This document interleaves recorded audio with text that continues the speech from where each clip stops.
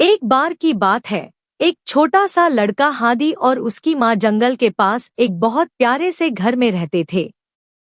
हादी और उसकी माँ रोज सुबह सैर करने जाते तो जंगल से गुजरते थे। इन दोनों का रोजाना का यह रूटीन था कि जब भी वे जंगल से गुजरते थे तो घर से कुछ खाना जंगल के प्यारे प्यारे जानवरों के लिए ले जाते।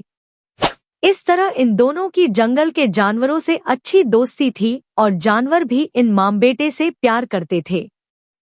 एक दिन रूटीन के अनुसार ये दोनों जंगल से गुजर रहे थे तो हादी की नजर गई कि सब जानवर यहाँ हैं, मगर जो हिरण यहाँ रोज सबसे पहले पहुँचता था आज नजर नहीं आ रहा। अचानक हादी की नजर थोड़ा दूर हिरण पर पड़ी जो बहुत तेज दौड़ रहा था। हिरण के पीछे एक शिकारी दौड़ रहा था जो हिरण को पकड़ना चाहता था। हादी बहुत बहादुर था, उसने हिरण को बचाने का सोचा। हादी ने देखा हिरण जिस तरफ आ रहा है, हादी तेजी से उस पेड़ पर चढ़ जाता है, जल्दी से काफी सारे पत्ते और टहनियां तोड़ कर रख लेता है।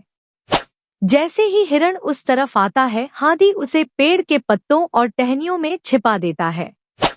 इस तरह शिकारी हिरण को ढूंढ नहीं पाता और हिरण की जान बच जाती है। हिरण और जंगल के सारे जानवर बहुत खुश होते हैं। हादी की माँ भी बहुत खुश होती है। इस कहानी से हमें यह सबक मिलता है कि हमें हर वक्त मदद के लिए तैयार रहना चाहिए। किसी की मदद करने से दिल को सुकून भी मिलता है और यह नेकी का काम भी है।